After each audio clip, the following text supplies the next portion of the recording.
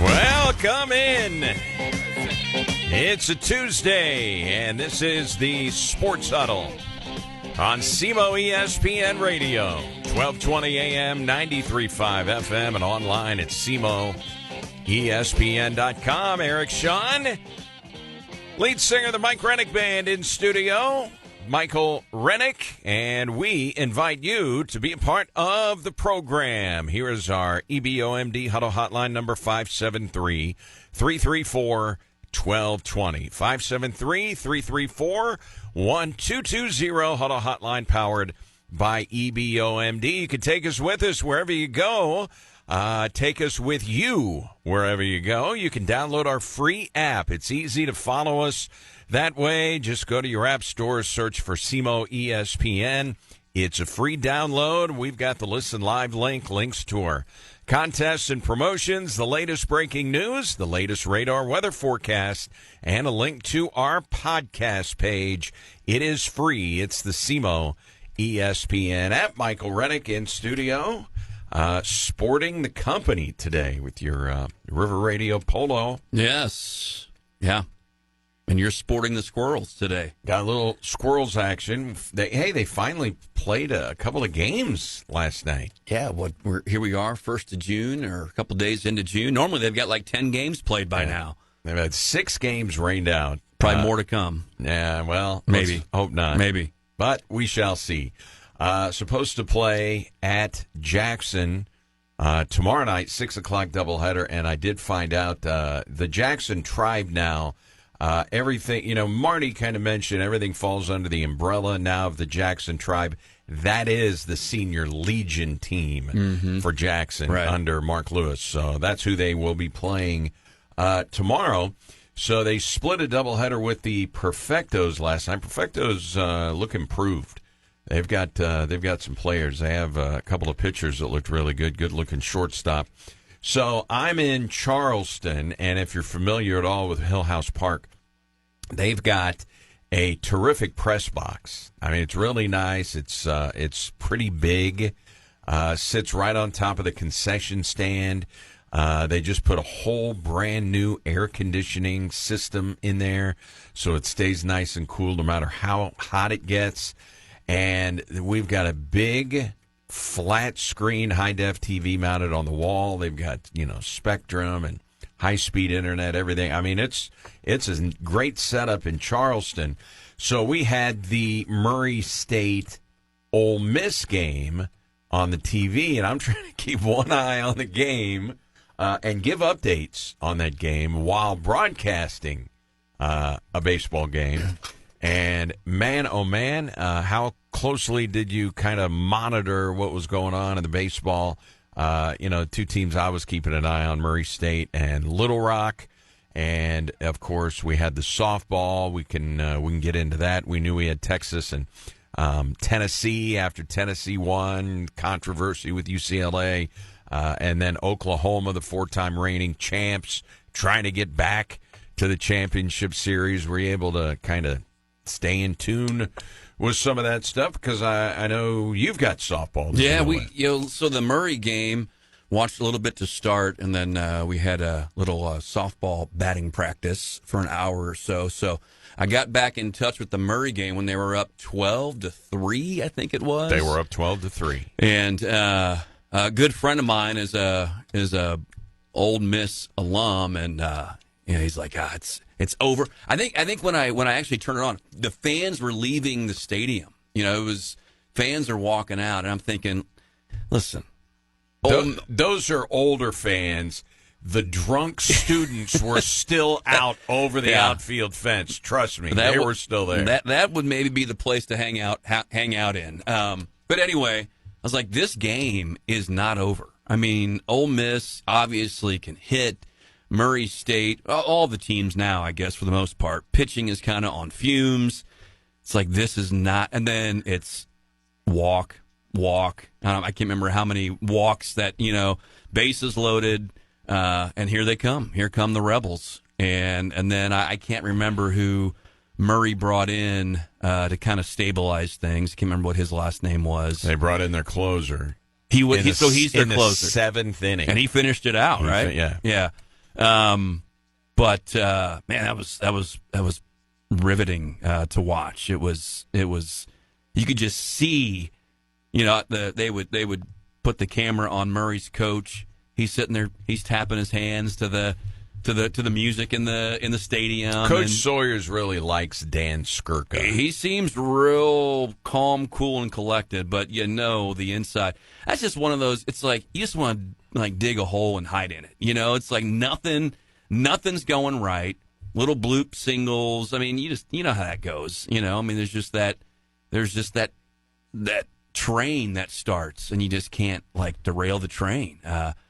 I know, kind of a big play in that maybe that inning where they scored 5. I think maybe was it their cleanup hitter Judd for the Rebels? I can't think of his last name, but he chicken winged a hit by pitch, and I mean that was a key challenge because because Murray State challenged it, and they went back and looked at the video, and he did stick his elbow out. Yeah, he won it. They won the challenge, and then he ended up striking out. He struck out.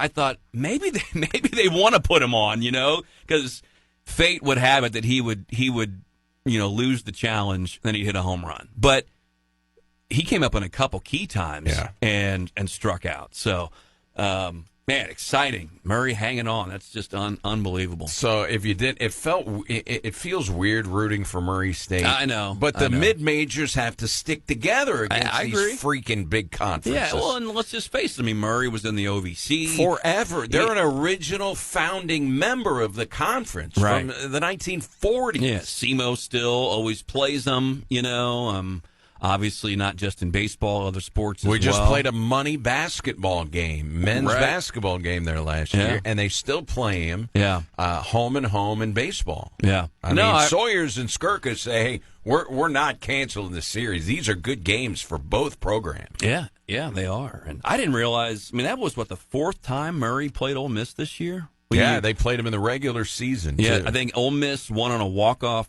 single maybe in the regular.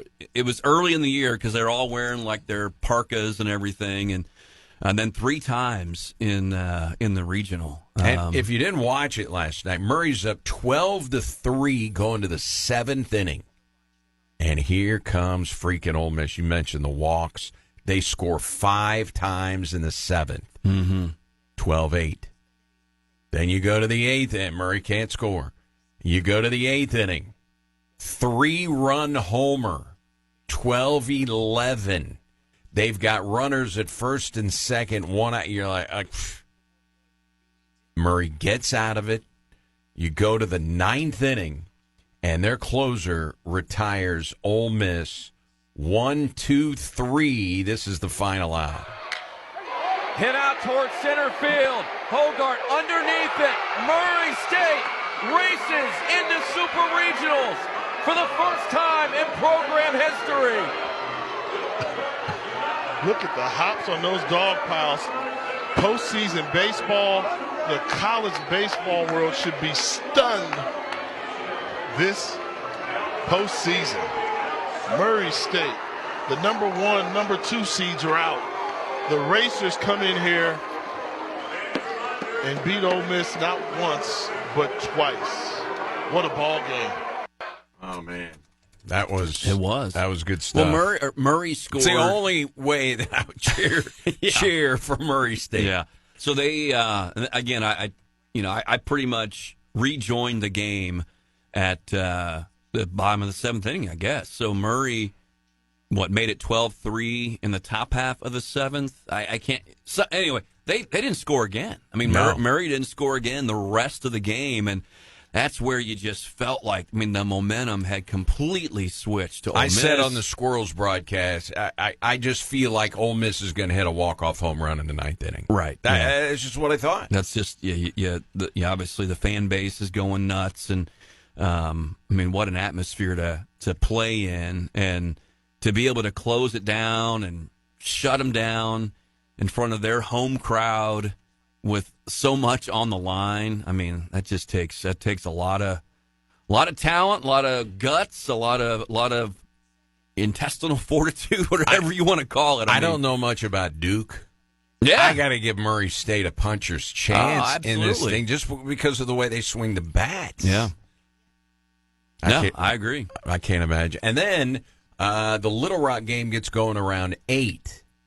And Little Rock jumps all over LSU. They're up 5-1. And LSU starts coming back. It's 5-4, then it's 5-5. Then they take the lead, and they've got this freshman pitcher on the mound. And the Little Rock lineup struck out 9 consecutive times. Yeah. This kid, he's a freshman. Was he the lefty, the freshman? Righty. And he righty. Okay, he struck out 9 consecutive Trojans. The kid pitched season-high innings. In terms of pitch count, he had 12 strikeouts, and Little Rock gave themselves a chance, I tell you. But I've got it on my phone, and I know you're not supposed to be watching your phone while you're driving. It's 90 minutes from Charleston to St. Genevieve. I mean, it's a long drive to go to the Squirrels games, but it's 10 years I've been doing these Squirrels games. So, I'm used to the drive. I drive in the mornings. I mean, I'm not complaining. I'm just saying I've got time. So I've got the game on. I couldn't find it, in terms of the radio. So I had that on. At least I had the sound, and I had it, I had it minimized. So I didn't, I wasn't completely just watching. I'm trying to listen, and it was hard listening to those guys because they didn't really describe everything. I understand when you're doing TV, you don't have to be as descriptive as radio. But just seeing a few and listening to them, and then I got on social media after the game, and people were not happy with the home plate umpire. But anyway, LSU comes back. They win 10-6, and Little Rock's run ends. But, man, that is one of the all-time great runs. And Little Rock just ran out of pitching, as it happens. In the mid-majors, they just don't have the stockpile that some of these bigger and Murray State was on the verge of running out of pitching in their game, but they had just enough pitching to get the job done. But that was fun, man. People this morning are talking about the run Little Rock made and LSU by the hair of its chinny chin chin, and the fact that Murray State beat Ole Miss in Oxford. Yeah. They're in the college baseball world. They're talking about that this morning. So I mean, this is big. We love college baseball in these parts. Sure, and again, going back to Little Rock, I mean, what you said 2 years ago, they won the OVC regular season. Correct. And went 2-0 in the tournament. SEMO finished 1 game behind them 2 years ago. They won the regular season title. It was 2-0 when they got in the tournament. Right. So, as obviously followers of the OVC and fans of the OVC, you want to see the conference shown well. And at one point, I can't remember who the pitcher was for Little Rock, but you saw the OVC patch there on the front of the jersey. I was like, man, that's awesome to see, even though it's not SEMO. And I think, they interviewed their manager. He was like, this has just been life-changing. A life-changing experience. Chris Curry is the Little Rock manager. Yeah. He was he was in the Cubs organization. Did you know that? Yes. Yeah, that was his. I know he was drafted like 4 times. And I think his last time. It was high school. It was junior college. It was his junior year of college, and then he got drafted his senior year. So he got drafted 4 times. He ended up transferring to Mississippi State. He was a catcher. Right. Okay. And played several years in the minor leagues. A lot of those catchers end up as good managers, don't they? Andy Sawyers was a catcher. Yeah. No, it definitely. I mean, typically, I would say unless there's a SEMO in it, I probably casually keep up with the regional. There's so many games, and it's kind of like when they get to the World Series, in Omaha, then that's kind of when my focus comes back in. But having Little Rock and Murray and other Cinderella stories, so to speak, part of this year's regional It was very captivating. And I was keeping track of it. SEMO, made it to the regional final last year after they eliminated Arkansas. So I kept track of the Supers because Evansville had made it. Mm-hmm. That's 4 times in the last 5 years the Missouri Valley Conference has won a regional. It's Murray this year. It's Evansville last year. 2 years ago, Indiana State. 21, it was Dallas Baptist, who's no longer in the Missouri Valley. But 4 of the last 5 years, I think you got to say, and I think at the end of the year, the OVC's RPI was actually higher than the Missouri Valley. Coach Sawyer's told me that. They keep an eye on that kind of stuff. But just looking at that 5-year stretch, 4 regionals won, I would have to say Missouri Valley might be a little underrated in terms of a conference. And late last night, because I don't know, I got home close to midnight from the Squirrels doubleheader last night. So I couldn't go right to sleep because I was, paying attention to Little Rock and, flipped on Sports Center, see what's going on. The end of the Dodgers-Mets game was. And so I did see late last night Murray State Baseball on its Twitter account or its X account tweeted out a picture of the dog pile in Oxford. And then with the caption, "It just meant more." That is classic stuff. Because if you're not familiar with the SEC, their big slogan is "It just means more." We're the SEC. It just means more. Yeah. And that's fine. It's a good slogan. Right. People are going to take shots. People are jealous of the SEC. Let's be honest. And but for Murray State to pound that out, it just meant more. Classic. Very nice. Yeah, and you could see I saw the Tennessee dog pile. It was quite different than the Murray State dog pile. Well, they just won the national championship. I know, but still, I mean, it was, and I know sometimes, the dog piles get a little bit restrained because you've seen people, break a finger or get injured in the dog pile, right. And then they're out. And that's the first thing I thought of was, okay, their coach probably said, "Hey, take it easy," Now they were obviously excited and jumped around and all that stuff. Murray's was, guys were flying in the air. They're like, "We don't care. We did this." Murray's was a different kind of dog pile. Yeah, totally different. So good for the racers and our buddy Dave Winder, who is the longtime sports information director there at Murray State. And I had been texting him during the tournament when they're making their run, texted him last night, go Breads. Hey, I'm broadcasting a summer game, but we've got the game on the TV and the press box and everything, and he's getting worn out. He said he's got a thread with some of his former teammates and former Murray alums because Dave Winder played at Murray State. I mean, to this day, he still holds the OVC record for RBIs in a single game. He had a 12 RBI game against Iowa. Wow. And so, and he will tell you about it if you ask him.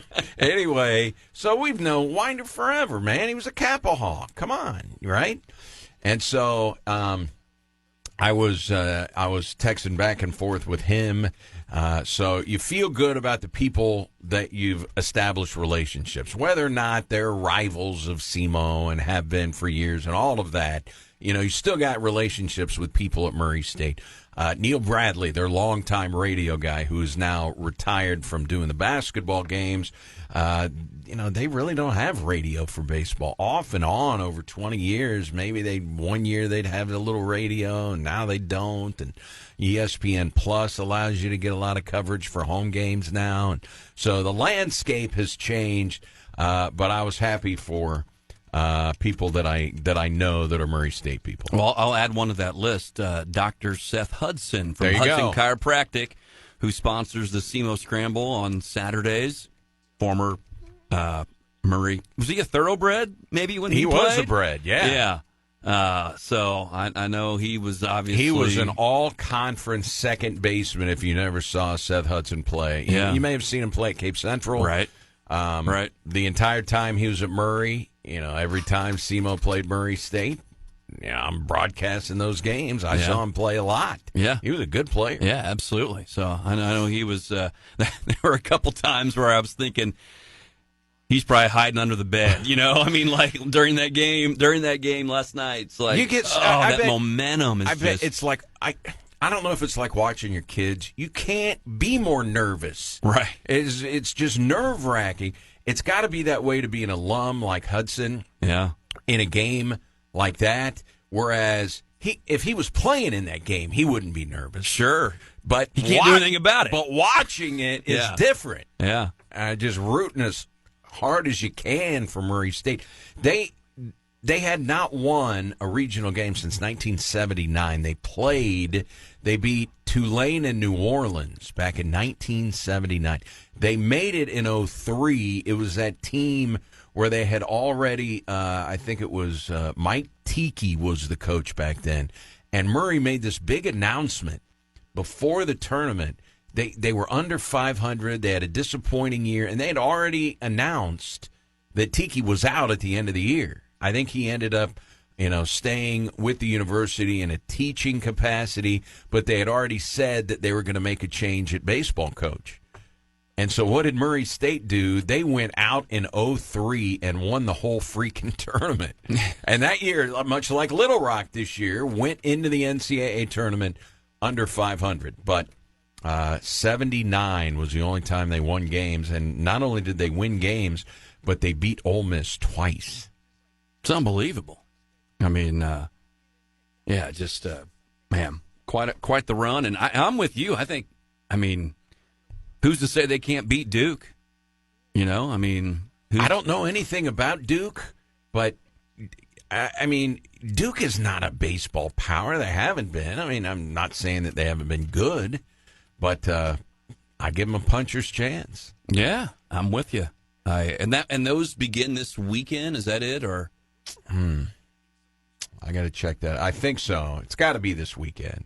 They're not taking time off. No. So it's this weekend. I was on Murray's website a little earlier, and I was on their schedule page, so I did not see when exactly the Super Regional starts. Let me see. Let's see if it says where they're going. Duke Blue Devils best of a 3-game series this weekend in Durham. The schedule for the games and start times will be announced soon, so they have not released it. But with that win, Murray State's now 42-14. They've had 5 straight years over 30 wins. Never done that before, but they did it under Skirka. And, Andy Sawyers was offered the Creighton job after his run last year and decided he was going to come back, renegotiate his contract, got an extension, got more money for his assistants, and decided to stay at SEMO. Skirka's going to get offered a job if he wants one, and we'll see how that goes. But what a run here for Murray State. And it's cool. I was going to watch the Super Regionals anyway, just because I love college baseball. If you haven't watched any of these games, these are fun games to watch. Yeah. And so I'm going to be paying attention to the Super Regional anyway, but it's cool to have a team that you got at least a rooting interest in. Yeah, absolutely. Yeah. It's and these are 2 or 3, so you get to I like that. And I know that the regionals are double elimination, but it's like that series just feels like baseball, Just feels like baseball is kind of meant to be played, especially when there's so much on the line, obviously. And softball player Annie, you said, has been really into the NCAA softball tournament, and they have decided who's going to play. They decided it on the field, who's going to play in this 3-game series to decide who wins the Women's College World Series. And for anybody to get by Oklahoma, right? They've won it 4 times in a row. Earlier in the day, Texas shut out Tennessee 2-0, so they advanced. And then Oklahoma had to beat Texas Tech twice. Texas Tech has never been to the College World Series in softball, and they were tied late with Oklahoma. and this is how it finished. Texas Tech and the 4-time reigning champion Oklahoma Sooners. It's the Red Raiders' first trip to the World Series, and they are a base away from the Champ Series.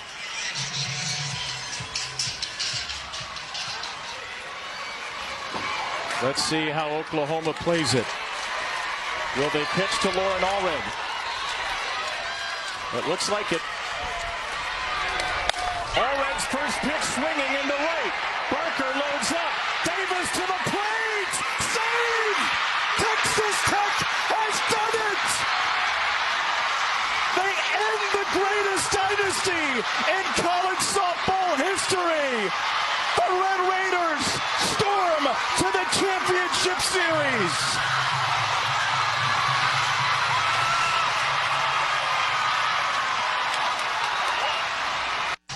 How about that, man? They won it.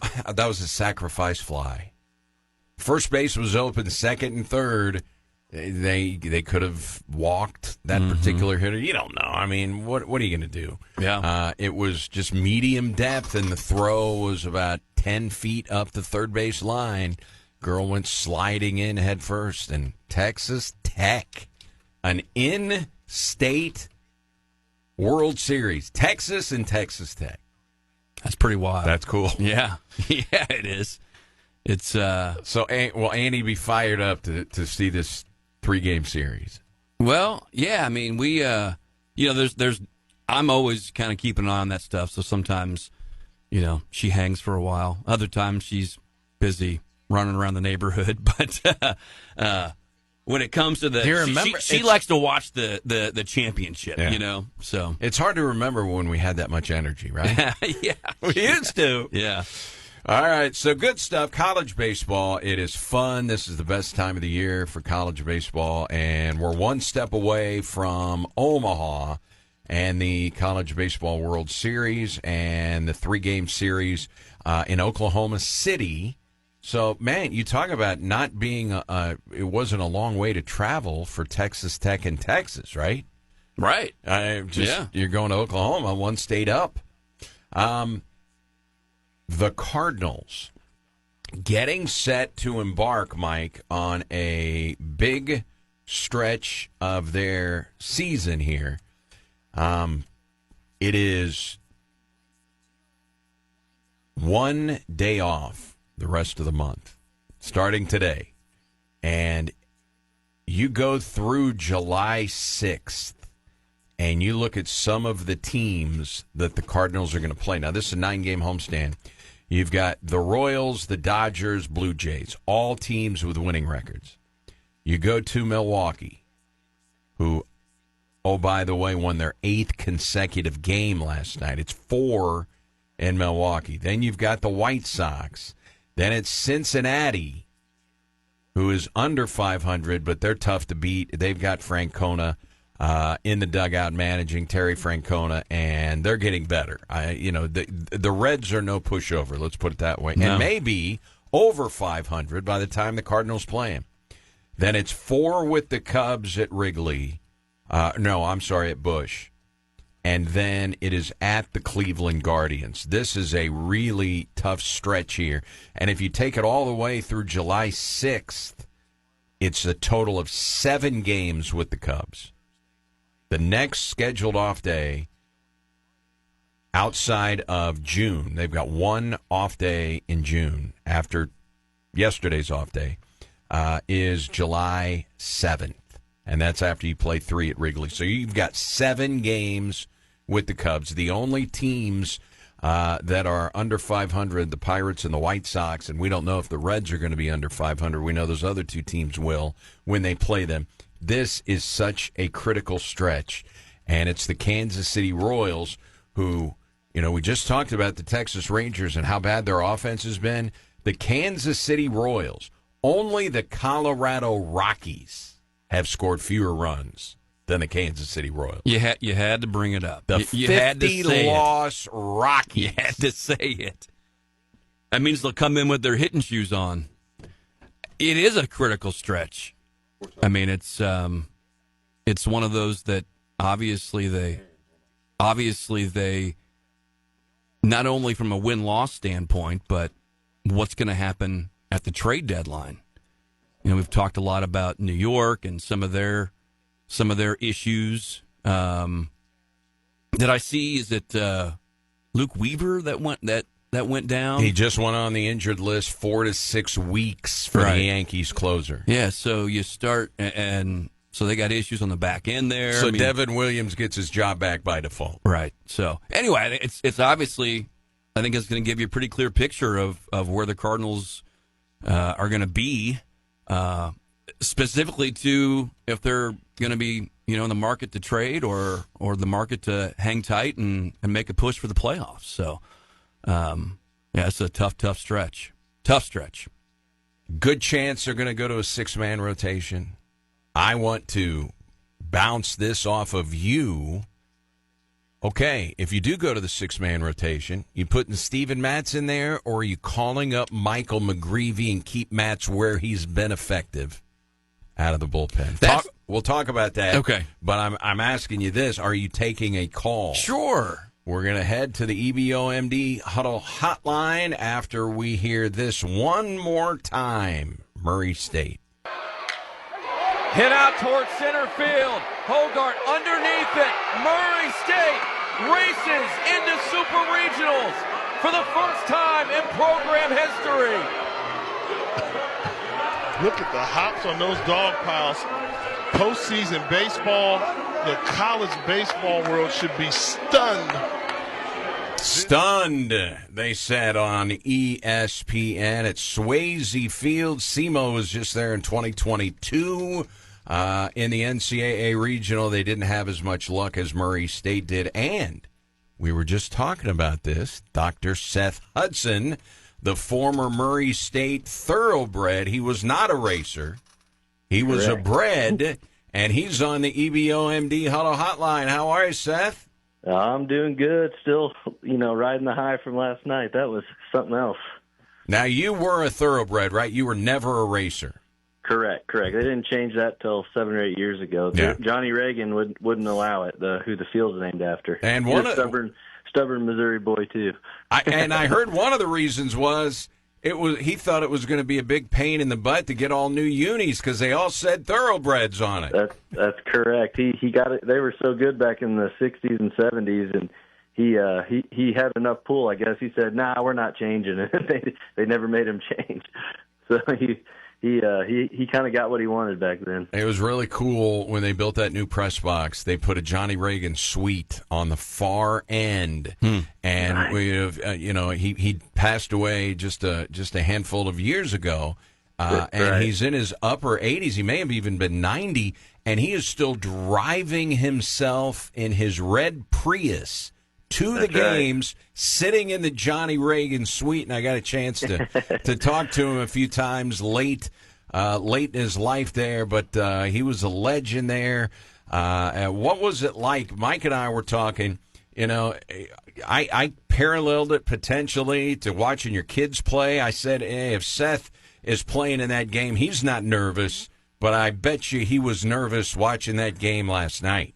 Oh, man, I feel like I was a proud dad almost watching these guys. They're so good. The mid-major baseball has gotten so much better. The OVC and the MVC they've proven how much better they've gotten. And I think I was more nervous last night than I ever was when I was playing. But I'm just proud for the program and the coaches, and I'm sure it'll. Who knows what's going to happen with these coaches and players, but I'm just pumped for them, man. It's just been awesome seeing them from day one since Skirka got there, how much they've improved and competed on a national level and even in a regional level with recruiting. And it's just special seeing how much better they've gotten. And a lot of these mid-major schools have done the same. Seth, I know you lead a busy life, but do you stay in connection pretty well with the program over there? I do. I talked to the coach yesterday and the AD Nico pretty regularly, and they're so good at staying in contact with former players and getting us back there and trying to raise money and keeping us in the loop with everything. So we're pumped for them, and couldn't happen to better people. Coach Skirka's a good guy, and whatever happens after this, he deserves every bit of it. Murray State alum Dr. Seth Hudson joining us on the EBOMD Huddle Hotline. Now, I'm just talking off the top of my head here, but I remember the 2003 team. They had already announced Mike Tiki was out, and that team got mad, and they won it all, the OVC tournament. Were you on that team? I was not. I was at that game though. They had. I hadn't decided where I was going yet, and they had 27 hits, I think, in that championship game. Broke the school record in hits to go to the regional against Southern Miss, and Baylor, I believe, down at Southern Miss. So that was a good team, and only a few people remained on the team once Coach McDonald came in. So we kind of started fresh, and that's kind of why I went there. They called me and they're like, "You're going to get to play as a freshman if you come here." Everybody left.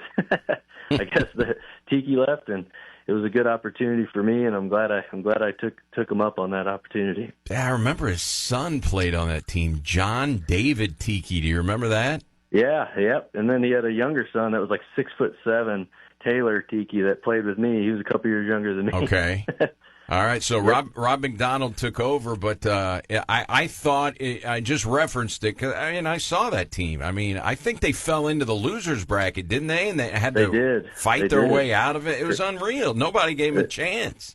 I know. That's kind of how this team's obviously a lot better than that team was, but they have the same kind of mentality. They give up 3 runs, they come back and score 4. They get down and they just keep grinding out at bats. It's been fun to watch. But fellas, I hate to do this to you. They're telling me I got to get back with patience, but I had to call and give you a hard time. Hey, we understand. Thanks, Seth. Congrats on your thoroughbreds here, and we'll be rooting for them against the Duke Blue Devils. Yes, I appreciate you guys. Go Racers! All right, there is Dr. Seth Hudson. That's a good get by you. You got on your phone and said, let's get Hudson on here. See, I couldn't remember if he was on that 03 team or not. He came right after the 03 team. Yeah. Well, I guess it was a good recruiting tool for him, though. Yeah. They beat SEMO. They beat SEMO in that tournament. Yeah, I remember that.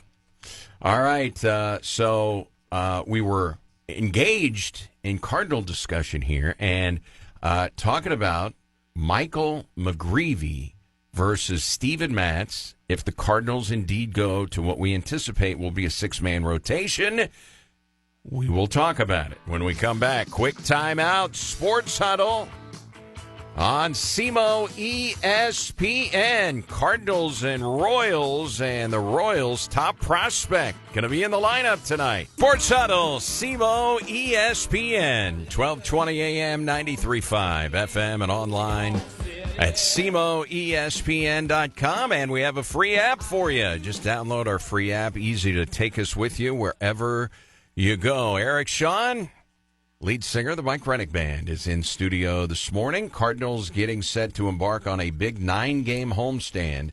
The Kansas City Royals will be in town.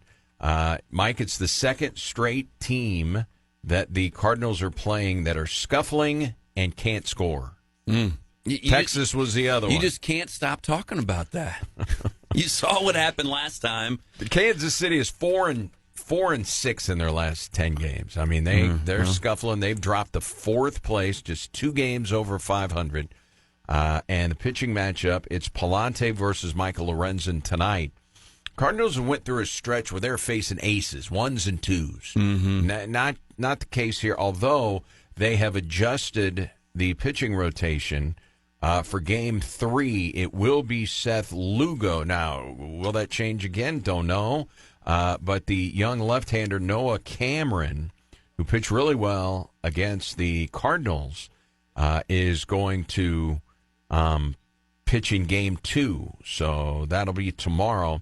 Against the Cardinals, when the Redbirds won 2 of 3 in Kansas City, went 6 1/3, allowed just 2 hits and 1 run. So Cardinals have seen him, but it's going to be Palante, Michaelis, Liberatore against Michael Lorenzen, Cameron, and then it looks like Seth Lugo, who got some Cy Young votes last year in the American League. So they can pitch and they can play defense.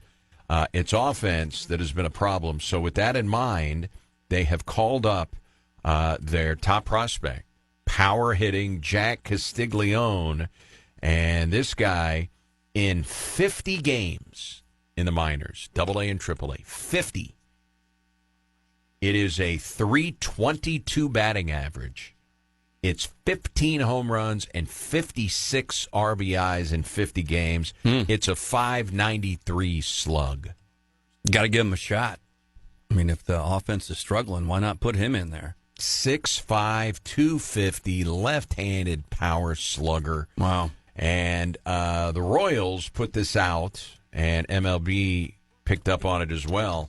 But here is Castiglione, just got the call up, called into his manager's office in Omaha, AAA affiliate for the Royals, and they have the old hidden video. Castiglione, first of all, he doesn't know why he's in there. Secondly, he doesn't know that the cameras are rolling.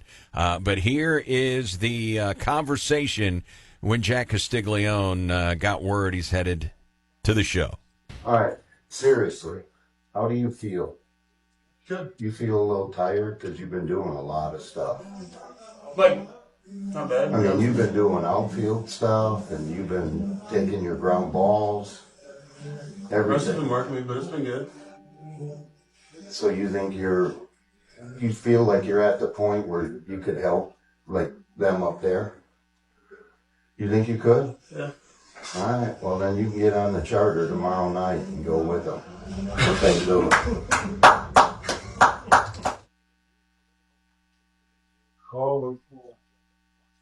So what do you think? Oh, that sounds great. Just remember, it's still a game. It's baseball.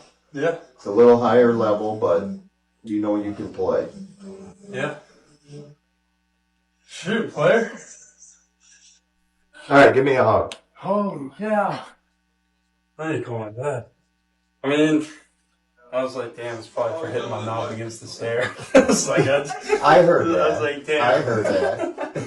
But, oh, no way. Go call your dad. Yeah. All right, there you go. Go call your dad. That's cool. Yeah, the manager wasn't the greatest. Yeah, he's at a kind little- of setting the stage and Yeah. everything, but that's fine. That's but all right. Those, They're not supposed to be actors. those videos are cool. You see guys getting called up. You see the videos, and SEMO's put out several of them where nobody, they're awarding a scholarship to a player, and he has no idea, and his teammates don't really know, and the coaches set up the video and everything. Yeah. But Castiglione, so you know what that means? Since he's going to make his debut at Busch Stadium. Bet you his dad will be there. Oh, I'm sure family will be there. Family will but be there. there will be Cardinal fans standing ovations for him. Oh, I gotcha. A la Paul Skeens. Let's tip the hat. An aggressive ovation for Castiglione when he grounds out the second in his first big league at bat. But, I mean, there's a chance right now. We don't know how Castiglione's career is going to go, right? I mean, he's got a chance to be a great one. I mean, he's great at Florida, two-way guy. When the Royals drafted him, they were pushing him to, we just want you to concentrate on hitting, so he is no longer pitching. There's only one guy that can do that, apparently, and that is Shohei Ohtani. Oh, by the way, he's coming in this weekend. And so Castiglione, you don't know how his career is going to go, but I think that adds a little spice to this series. Got a chance. There's a good chance he's going to get his first big league hit in St. Louis, and he may even hit his first big league home run in St. Louis. But it gives the Royals a little juice, and I think it gives this series a little juice if you're a Cardinal fan and kind of watch it in. Obviously, Royals fans are pumped. They've been calling for him to get called up for, a few weeks now. You're really trying to talk the Royals into scoring some runs, aren't you? Just get the Cardinal offense rolling here a little bit. Yeah, They scored 4 runs in Texas. 4. Tough pitching staff. Well, they got a good pitching staff. The Royals do too. Yeah. But you've got to remember here, the Cardinals, and we don't forget, they started 10-15, this St. Louis team. 10-15. And people were, more balls over his head. He's over his skis. This is an embarrassment. And then they reeled off 16-4 So they go 19-8 in the month of May, tied for the best record in baseball with the Detroit Tigers in the month of May. So here we are in June, and this is such a critical stretch. This is where we find out, for the people who think that they know who the Cardinals are, I don't believe you, because I don't think anybody knows who the Cardinals are. At the end of this stretch where they've got 32 games that are going to get them to July 6th, right? I think we're going to know a lot more about who the Cardinals are, because these are good teams that are coming up on their schedule and no days off. Yeah, it's going to. You mentioned this yesterday. The dog days, these are going to be the dog days of their schedule, and tough teams. And I like the fact that they start this tough stretch off at home. They've obviously been very, very good at home, getting better on the road. They go on the road to the White Sox. Is that what you said, I think, at some point? Correct. They're going to Milwaukee for 4 and then the White Sox for 3. Cardinals are 19-8 at Busch. Yeah, so they've got it going on at home. Would love to, obviously. I think they've earned a little bit of. I heard Marmol say this. Fans are earned, and I think that they have done that. I think to a degree so far this year that hopefully they have some good crowds. It's going to be packed for the Dodgers series. Yeah, probably a good chance it's packed for the Royals series, given you've got Kansas City Royals fans are going to travel, and now that Castiglione is up, even more of them are probably going to travel. Yeah, so hope for a good atmosphere.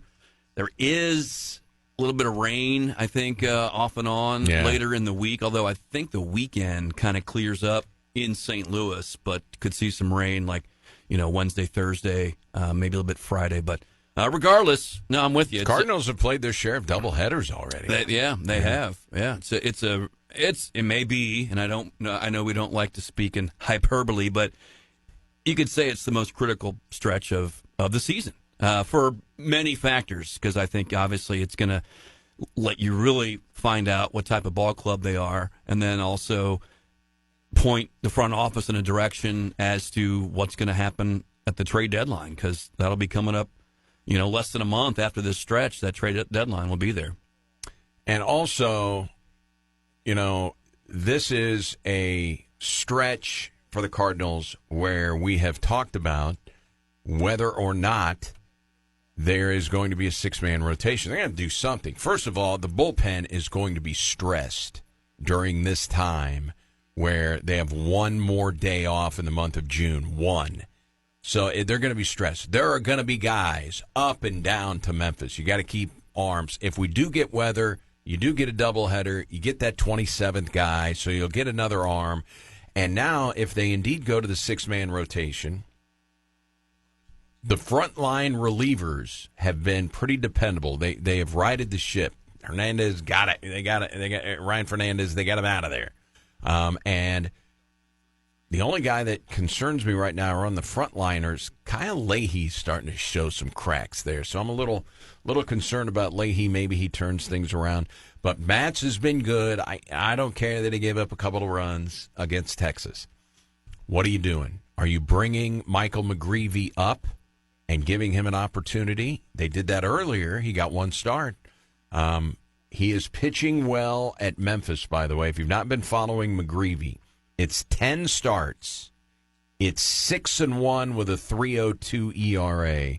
It's 54 strikeouts in 50 innings, 11 walks. I just have a hard time right now moving Matz out of that bullpen, that, as you kind of put, that frontline bullpen position, especially when they're going to get stressed during this time. You're going to be just working through relievers left and right. And he's a guy that obviously can go multiple innings for you. And McGreevy, those numbers, geez. I mean, he's shown that he can get it done. So what more do you want out of the guy at the AAA level right now than that? So if the 6-man becomes something, I would probably personally rather see a guy like him get a shot at a spot start, but then to retool the bullpen and with these no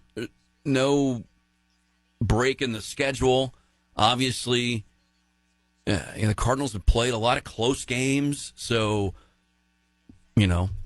Helsley will probably be, you're going to have some games where he's not going to be available. I mean, you just can't, pitch him night after night after night. No. And, so, back-to-back nights seems that stresses him out. And, right. I mean, Marmol, Helsley rules, now they're going to be at home, so it's a different deal. But, on the road, we can't put our closer in a tie game on the road, So, yeah, they have been a little cautious with Helsley. That's fine because it worked out fine last year, right?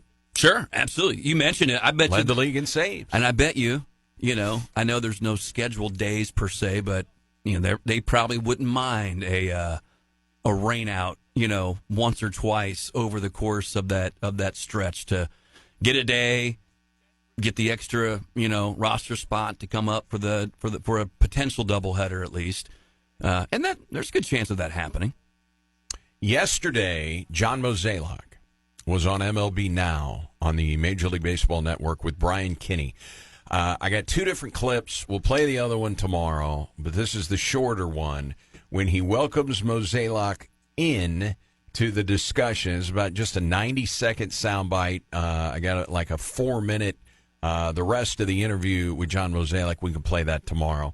But here is Mozeliak with Brian Kinney yesterday talking about where the Cardinals are right now and all of these young players. John, it's Brian Kinney. Thanks for joining us today. Yeah, glad to be here, Brian. I mentioned all the success you've had through the years and now success this year where was slightly unexpected. What do you make of your own start?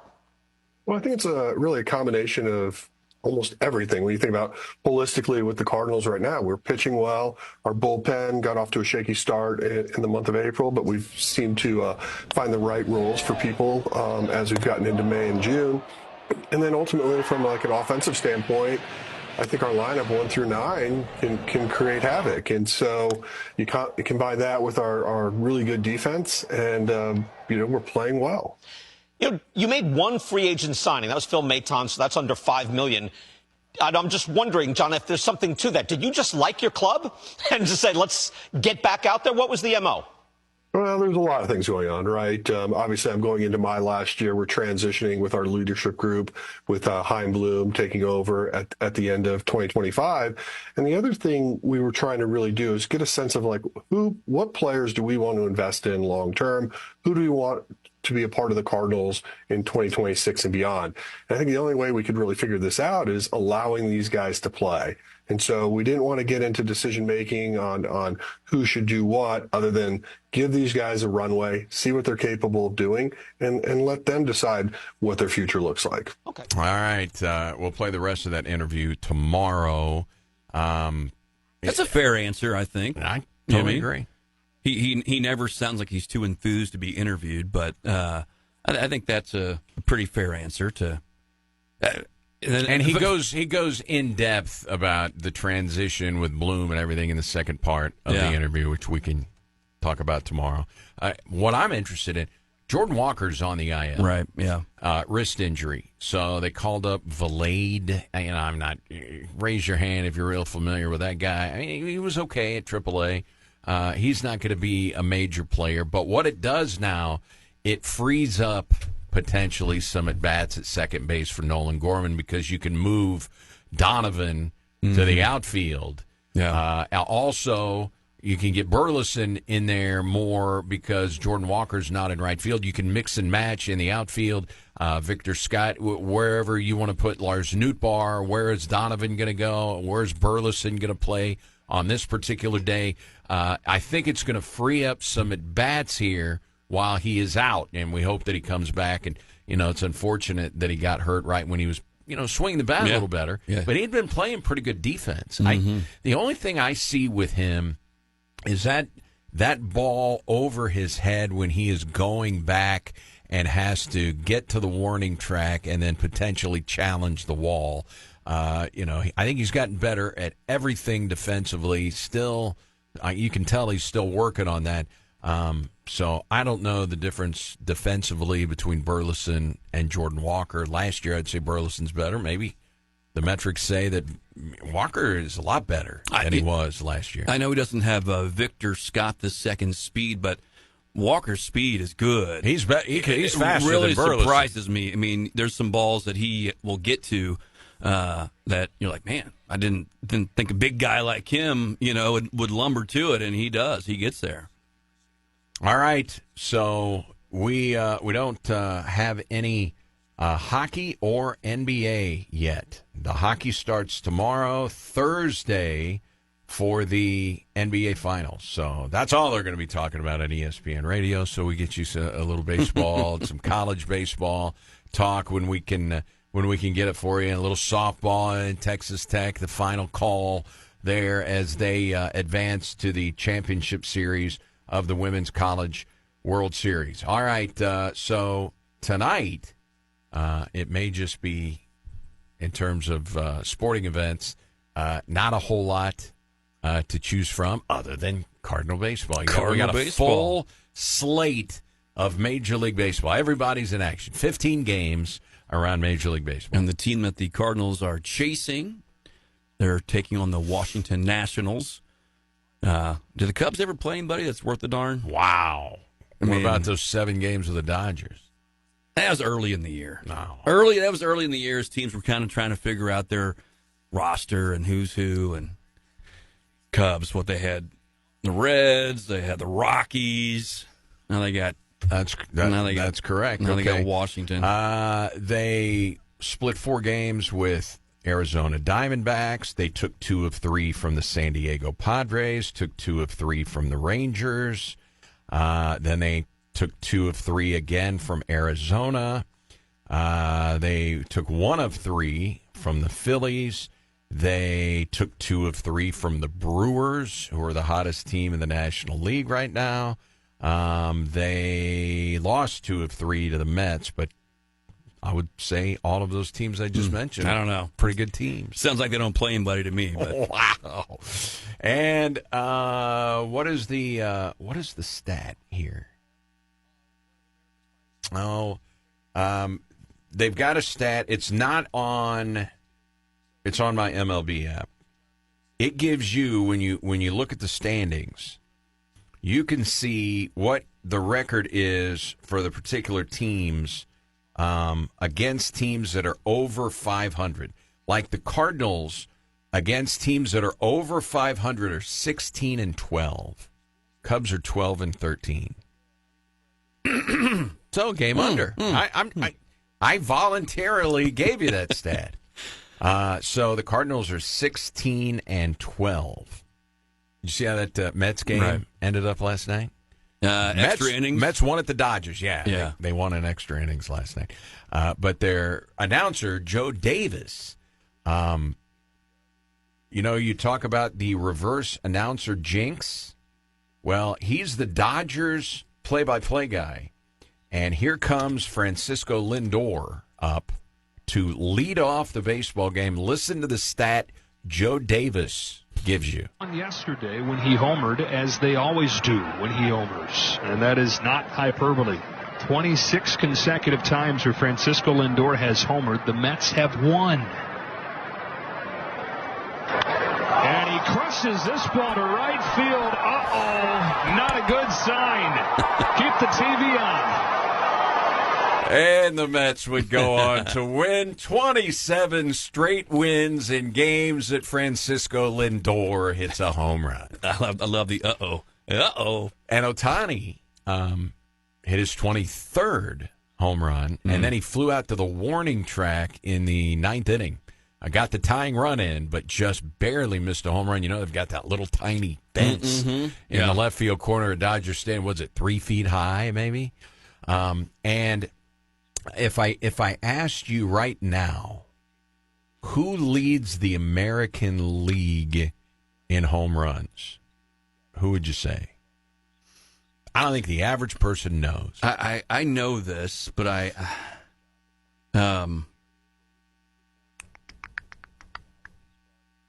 is he a Royal? No. They're last in the majors in homers. I know. Okay. He's a Mariner. I don't know. The best catcher in the sport, Cal Raleigh, got a big extension in the offseason, 23 home runs for Raleigh.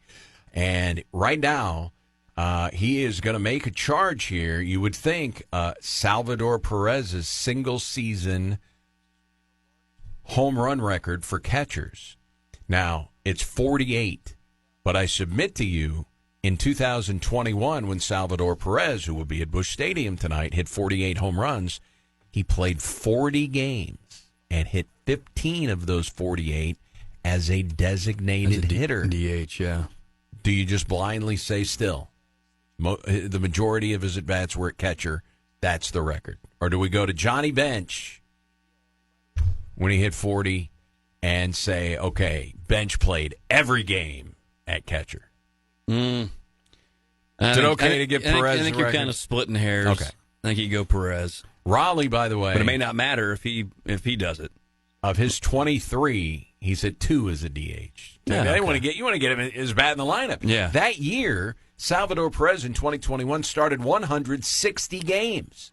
You think he's starting 160 games behind the plate? No. Not a chance. No way. He's not Yadier Molina. No. And later in his career, Yadi didn't start day games after night games. Right. I mean, so anyway, Cal Raleigh. Cal Raleigh. Yeah, I thought you'd get a kick out of that.